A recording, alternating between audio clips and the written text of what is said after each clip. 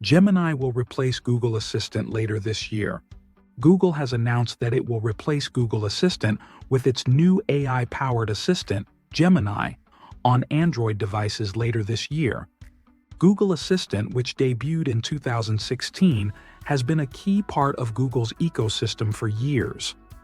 Google Assistant will be phased out on most smartphones, replaced by Gemini over the coming months.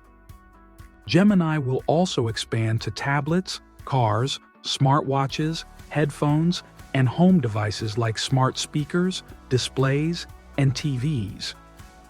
Google will maintain Google Assistant during the transition to Gemini, with more details forthcoming. Gemini consolidates AI services, featuring enhanced capabilities like music playback and lock screen actions, aiming to match or exceed Google Assistant's performance.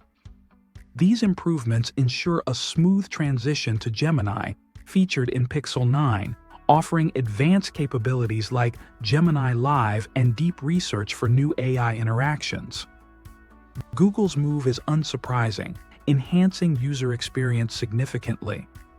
Older Android devices may retain Google Assistant, but most users will transition to Gemini. More details expected at Google I/O in May.